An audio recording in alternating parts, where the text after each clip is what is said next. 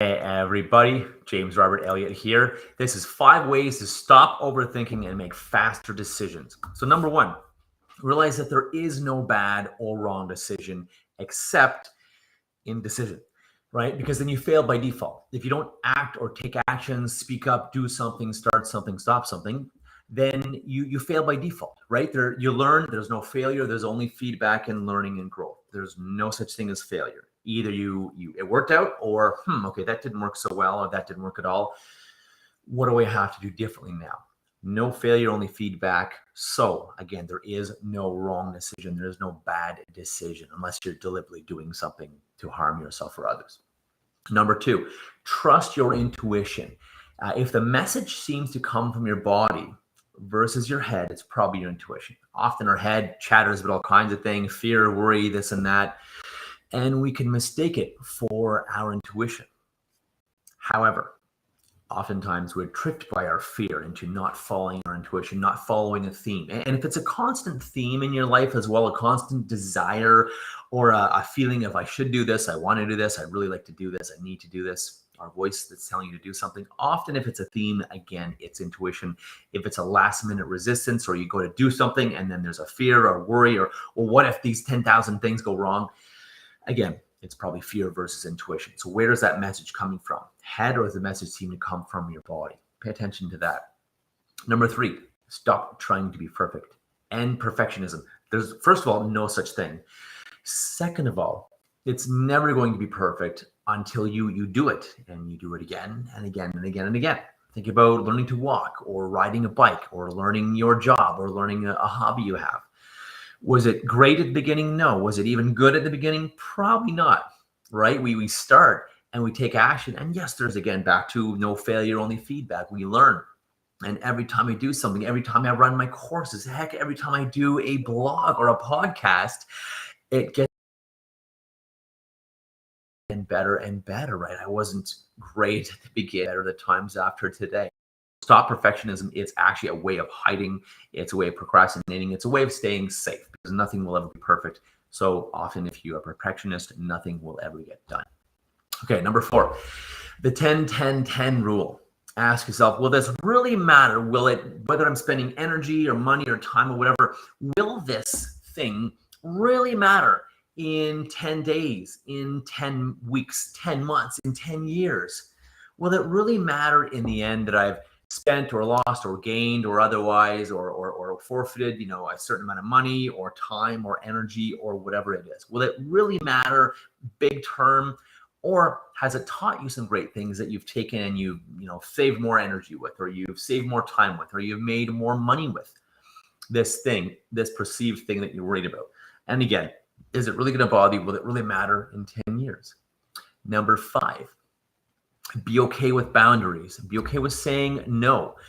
We have too much going on in our worlds, too much going on in our heads, messages, cell phones, dings, beeps, billboards, news, media, people wanting our time and energy. Be okay saying no, because when you don't do this, you get overwhelmed. And it's very, very hard to make great decisions and take action or make any decision in overwhelm because you're just too overwhelmed. So be okay with boundaries. Tell someone no, tell someone stop, take some deep breaths, do some deep breathing, and slowly out. I can calm yourself down. If you need to look up while you deep breathe or tilt your head all the way back and look up high, it's a great recipe to relax. And you've even heard what's just happened to my voice now, the deeper and slower. So if you want a way to relax, get in your body, make better decisions, turn the full faculties of your mind on, be more present, looking up high with your eyes and or tilting your head way back and still looking way up high. Continue to breathe. Otherwise, your brain will go into fight or flight because you need oxygen. Breathing is good. So boundaries, just saying no. Number six, bonus, give yourself a time frame for a decision. Give yourself a deadline to take action and have someone hold you accountable. Is there a reward and is there a consequence if you don't decide? Or, okay, quick, what's your decision? You procrastinated, now's your deadline. What's your decision? Go. So again, either create accountability with yourself and a deadline for yourself and a reminder for that deadline, or have someone hold you accountable.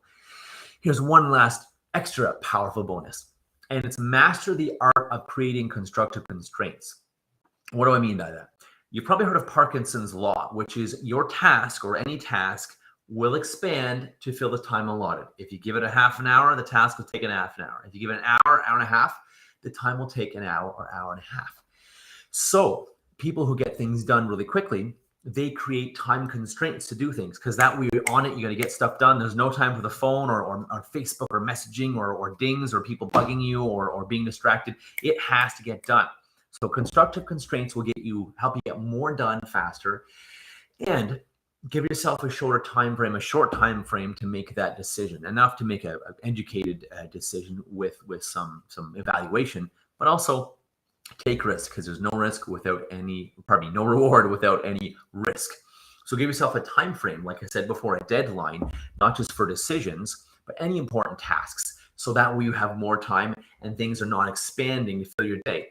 If, for example, you have a meeting, let's say it's scheduled half an hour, you get shit done, you get things done, and usually you don't waste time.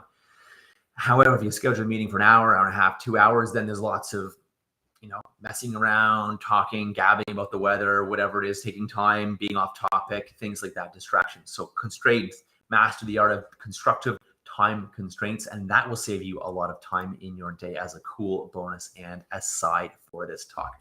So this was 5 ways to stop overthinking and making faster decisions. I'm James Robert Elliott. You can reach me at unleashyourpower.com, james@unleashyourpower.com, and check out some of my free trainings that I post here and I post below. There's a kick-ass training called the 7 Power Tools to Building an Unstoppable Character. I encourage you to check it out. I think you'll really enjoy it. So I'm James Elliott, best-selling author of the book Unleash Your Power. Till next time, go have your best day ever and become